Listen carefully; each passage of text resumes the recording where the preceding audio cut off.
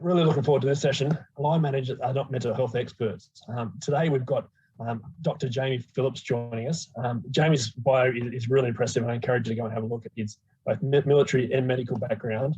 One thing, Jamie, I was blown away by.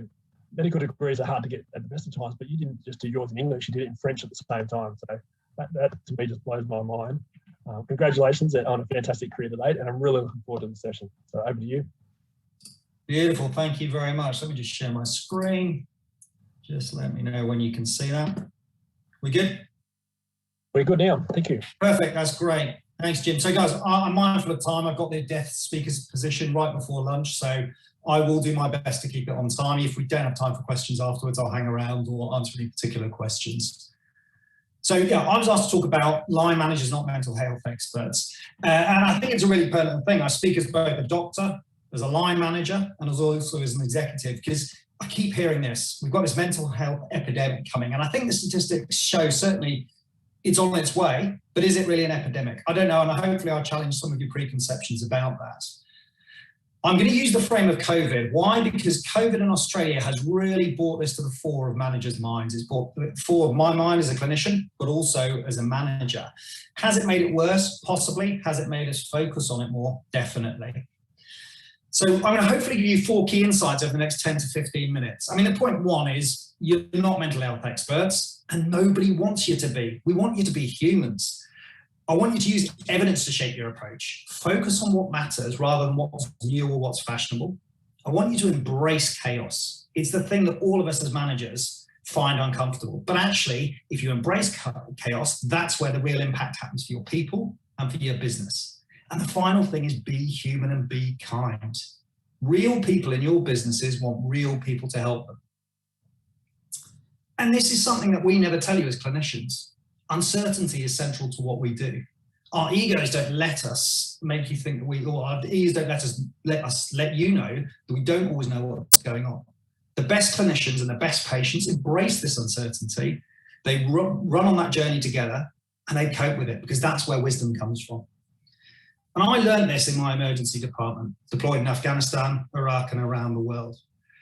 But it wasn't really until I started going on the ground and starting fighting battles that I really started to understand the challenge of uncertainty and chaos, not as a clinician, but as a leader. Because people are complex. They're not complicated. I would love it as a leader, and I would love it as a clinician if I could apply a recipe to fix somebody. They just don't work that. And I heard a lovely description, which is managing people is not like a recipe. It's not like baking a loaf of bread. And to be honest, it's not like trying to get a rocket to the moon. Whereas if you do it once, you can probably do it successfully a second time. It's like raising a child. And as a father of 4 kids, I know it's hard. I know it's messy. I know it's frustrating, but I know it's ultimately rewarding. And I think that's the way we should all look at managing our people, and particularly managing our people when we're trying to help them with their mental health problems. And to do that, I use a model called the OODA loop. You might military circles. And it's a really simple way to make sense of chaos. It's a really simple way to, when you're faced with a situation you don't want to do, you apply it. Observe, just look at what's going on, think, orient, get some data points, decide. You just got to make a decision. Sitting on the fence is not going to help you, and it's not going to help the person, and it's not going to help your business. And then make a decision, but be willing to feed back into that feedback loop, get the data points again, and start the cycle again. So I'm going to use OODA loop as a quick way for us to orientate the way we're thinking about this and maybe answer some questions as well.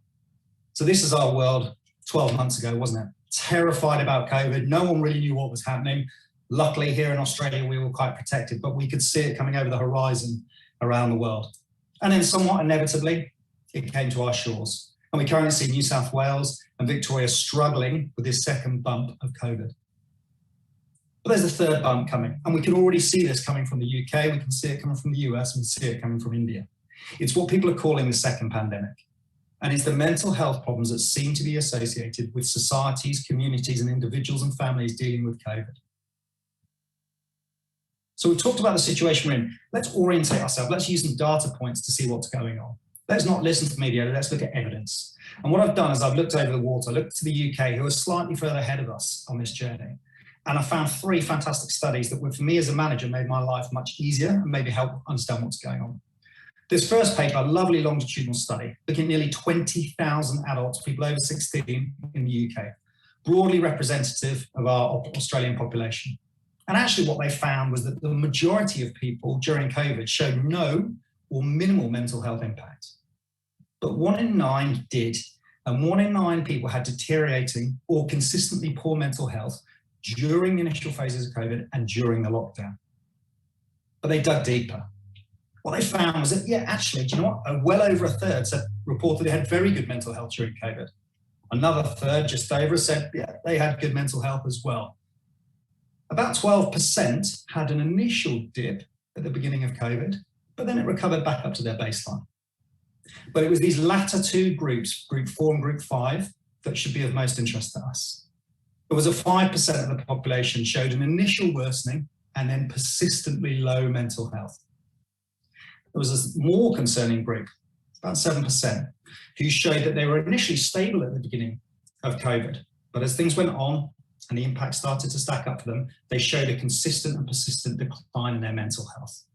And what they talk about in this paper is there seem to be 3 factors that are associated with that. People with pre-existing mental and physical health problems, people who live in socially deprived areas, and people who are from a recognised ethnic minority in the UK. Building on that was a lovely longitudinal study from London, from UCL. And what they did is they looked at the question slightly differently. They had a huge data set on 4 and realistically 5 different data sets, groups of people by age. They've been following them before COVID, so they just applied COVID modelling to see what happened to them. And what they found out was very, very remarkable. They found that younger people, the 19-year-old cohort, had the worst mental health outcomes during COVID. They were followed by the 30-year-old cohort, and then the 50 and the 62-year-old cohort had the least impact.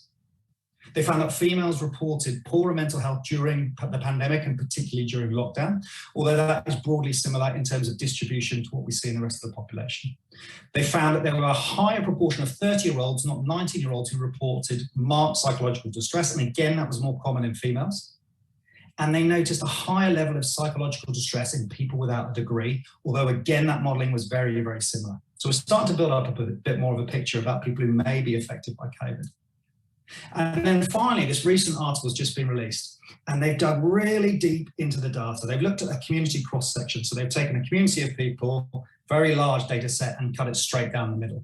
And when you look at the modelling, it's broadly comparable to the Australian population. And what they found was depression was more associated with being female, being younger, living alone, and being in an at-risk group of COVID-19. Anxiety, same groups apart from living alone, and stress was associated with being younger, female, from an ethnic minority, living alone, and being at risk of COVID-19. So we're really starting to see a pattern now that people who are negatively impacted by COVID, they tend to be younger, they tend to be female, and they will often be an at-risk group for COVID-19. But the frustration for us as managers is those factors aren't really modifiable. We can note them, we can look out for them, but what can we do about it? We can't really change those. Luckily, what they did in this study is they looked at modifiable factors as well. And the number one thing that seemed to perception of loneliness, which is very important for us as managers, because working from home is going to be the new normal. Social isolation is going to be more marked than it used to be. So as managers, we should do and we must do something from a risk management point of view, but from a moral point of view to reduce perceived loneliness. Second marker was low positive mood. And low positive mood is not just the absence of negative thoughts. It's a mindset, and it's something that can be coached. It's something that can be engendered as an organisation, within teams, and by individuals as well. We know that positive mood has a beneficial effect on well-being, and it's protective in people who are challenging situations. It also reduces the risk of mood disorders, anxiety, and can influence recovery from mental health. And the key thing is it's modifiable. And then the final one was really interesting for me. It was people who were concerned about the risk of contracting COVID-19.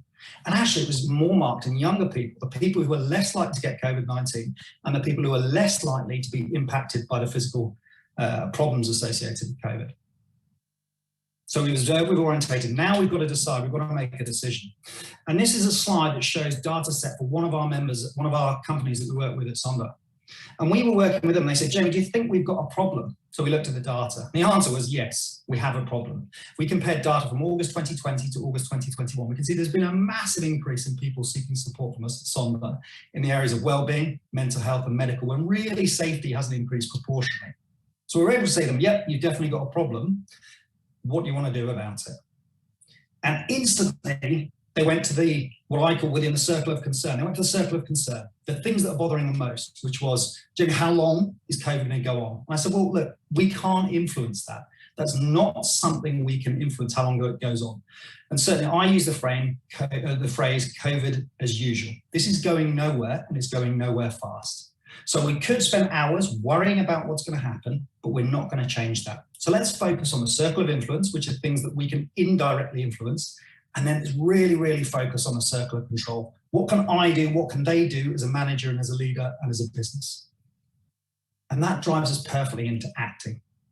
You've listened to the situation, you've listened to your people, you've gathered the data, you've made a decision, this is important to us. What are we going to do?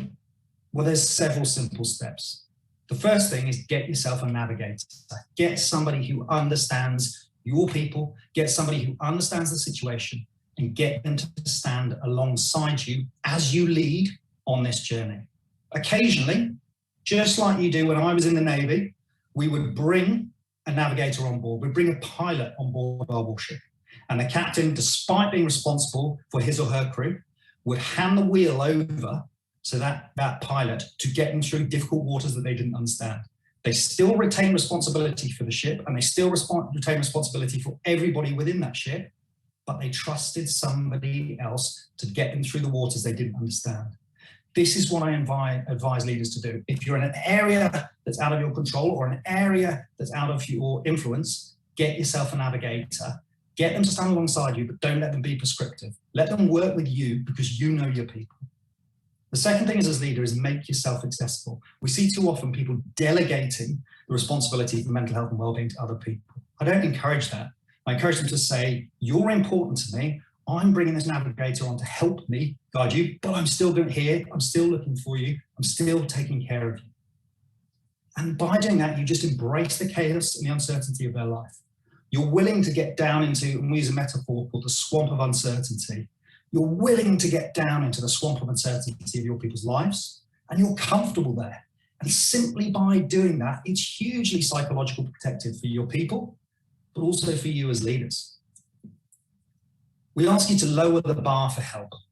Proactively look at things that are within your control and your influence that flatten the power gradient between caregiver and care receiver. Think about how people used to traditionally access care and think about how they want to access care. Certainly we're seeing 94%, just under, of people want to get in touch with us via chat. They don't want to use the phone.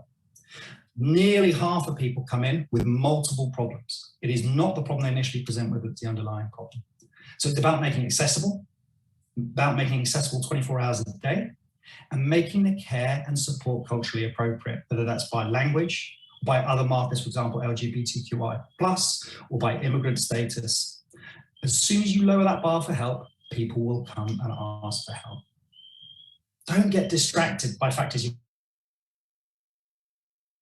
Don't be worried about things that are circles of concern. You cannot change them. Put them down on a list and put them to one side. Focus on the circles of influence and the circles of control.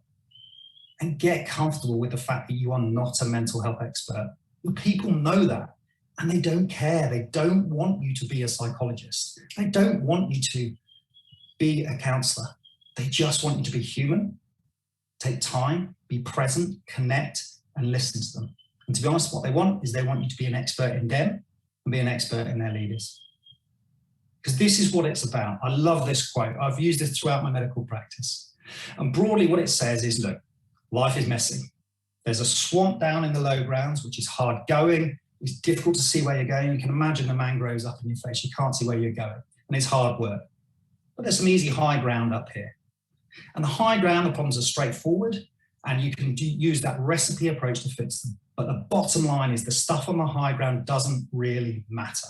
It doesn't matter to people, it doesn't matter to teams or businesses, and it doesn't matter to community. And what I encourage people to do as a leader is say, hey, I'm going to get down in the swamp and help you fix these problems. And while I'm down here, I may not know what's going on, and you may not know what's going on, but together we can figure it out. And there'll be times when you're tired and there's times when I'm tired, but together we can go through and seek out these islands of certainty. And hey, do you know what? If we don't know where we're going, we're going to get a coxswain, we're going to get a navigator to come in, and they're going to show us where they're going. Because this is the bottom line. You need to take time to understand that everybody's life is just as vivid as your own. And when you humble yourself to do that, you flatten that power gradient, you encourage somebody to come and give you their honest opinion of what's going on in their life or other people's lives, and then together you can go on that journey through the swamp. I'll leave it there, mindful of time. We've only got 3 or 4 minutes for questions, Jim. Thanks, Jamie. I found that really interesting and some fantastic research to back up what you're saying. The whole concept about embracing chaos, I think if you said that to us prior to COVID, people wouldn't think it's as relevant as what it is today. We've all been through a hell of a lot of chaos in the last 18 months or so, and we're not over it. It's going to come for some time, I'm sure. It is a real challenge for leaders, but I think leaders show their leadership qualities during chaotic times and tough times through organisational change or through society change that we're going through right now. Any insights on how leaders embrace change, I suppose? I think I can talk about the greatest leaders I had, and then maybe leaders I haven't had. So certainly, I don't know if you noticed, there was a picture of a warship rammed up against London Bridge. Yes. So that's from one of my finest leaders I ever worked with. Now, he was the commander of that vessel. And he had 2 decisions. He could use a pair of tugs to get him up against a mooring in there. And he didn't really know the water. It was the first time he'd ever been in that water. But he thought, no, this is on me. My ship's company are looking to me to know the answer here, and I have to do it, and I can't possibly fail. And he stacked the warship up against London Bridge in a very public matter. And he chose not to trust the pilot to come on board and give him a hand. And he also made the decision not to ask his crew and the people around him what he should be doing. And he took that as a seminal leadership. He owned his mistake. He was very candid in his response and really embodied a growth mindset. And actually said, hey, do you know what I've got wrong? I got this wrong. This is why I got it wrong. And these were the problems. And I'm going to look to the rest of my team to tell me how to get better. And he went on to be one of the most humble and most remarkable leaders I've ever had, because he had that humility, and he started from a position of a very flat power gradient, which in the military, where we all used to wear our rank on our sleeve, is a very powerful thing to do. I think that makes sense. And it almost answers the next question that came through, is about how do we choose the right navigators through these tough times of COVID and mental health, the challenges. But I think, as your example points out, a leader will engage in expertise and seek support in the areas that they need support and engagement. They're not strong in every area. So. No, I think they're not, Jim. Look, there's 3 characteristics to a good system, good healthcare system. Quality. It needs to be underpinned by evidence-based, safe, quality care with a growth mindset behind it, that they're transparent in their mistakes and they want to get better. So the second thing is accessibility. So the old days of 9 till 5, Monday through Friday, nothing at the weekends, using a phone, they're gone. Yep. And COVID has accelerated that. Look how much people have embraced telemedicine, embraced this. This is the new normal. What if I can go and order my shopping at 11 o'clock at night and get it delivered? Why can't I access quality healthcare at that time? I don't understand it. And the final thing is value. And it's not value on the dollar value, it's perception of value. And it's about whether people have about them. Because actually, I always say to my team, the new currency of healthcare is communication and compassion. Because you can look anything up on Google, but you can't get compassion on Google. So if I was going looking for a new team, that's what I'd look for. Quality, accessibility, and value for money. And value for money is not on dollar, it's on human connection. Great take homes. And I think as we wrap up, I think it is about leaders don't need to be experts in mental health. They need to have good navigators to guide them along the way. They need to be kind and be human. I think that's fundamental to being a good leader. And they need to embrace chaos. They need to accept that that's part of running a business and being a leader in these day and age. Thanks, Jamie. Really appreciate you. Pleasure, Jim Morris.